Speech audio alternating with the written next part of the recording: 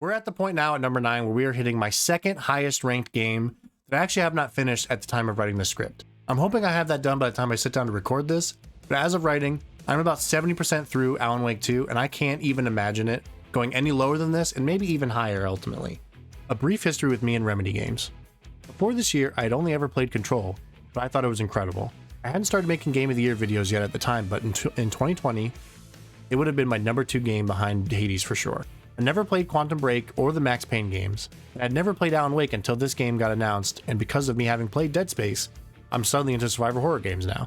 By the way, Dead Space is going to get a lot of compliments on this list, mostly because a lot of the games, because I played Dead Space first, I couldn't have even played Alan Wake 2 if I wouldn't have played Dead Space first, so I might like Alan Wake 2 more, and that's why it's higher on the list, but I truly owe so much to Dead Space being good and how much I liked it to even make it possible for me to play this game. I decided to stream the first game leading up to the release of the sequel, and I'm so glad I did.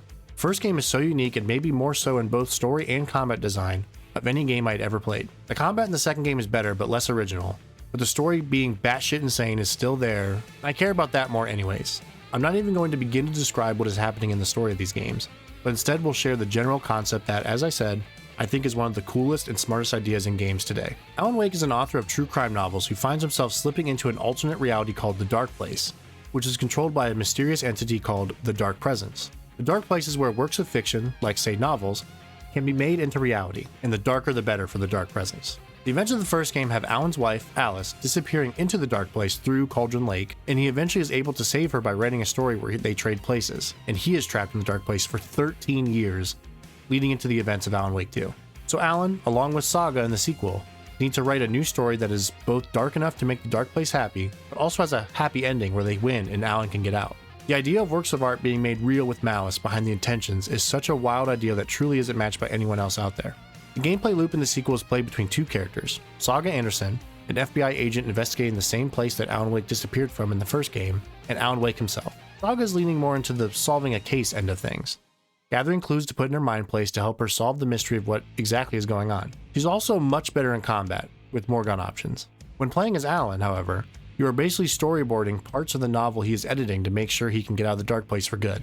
So this gameplay involves more going into different locations, and instead of looking for clues, you are discovering new plot elements and story hooks that can be used to manipulate the environment around you. The basic concept of both is the same: discover information and kind of tell a story. But Saga is uncovering one, while Alan is creating one. It's so smart, and both characters feel so well rooted in what they're doing through world building and just how well realized everything about these games are from Remedy. Its biggest strength is also my only real problem with the game. Sometimes this openness is hard to follow, and I have had some parts where I just had no idea what the game wanted me to do next, and those spots were pretty frustrating. The more I play, the less of an issue that is, so if someone doesn't like dwelling on the negatives in games, it's absolutely worth mentioning because I know I'm not alone here. But it does get better if anyone out there is worried about that and has been experiencing the same thing in the early hours of the game. This game is also maybe the scariest thing I have ever played. It's terrifying in how foreboding it is.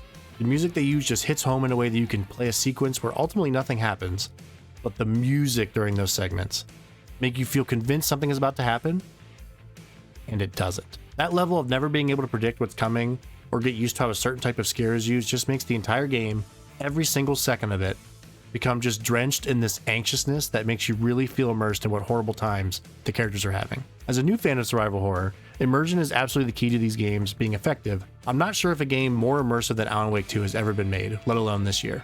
So since I wrote that first part of the script, I have in fact beat Alan Wake 2, thankfully. I even got the Platinum Trophy in it, which I did not expect or plan on doing going into it. Honestly, the more and more I've thought about it too, I think this is maybe the most proud of a Platinum Trophy I've ever been in my entire life.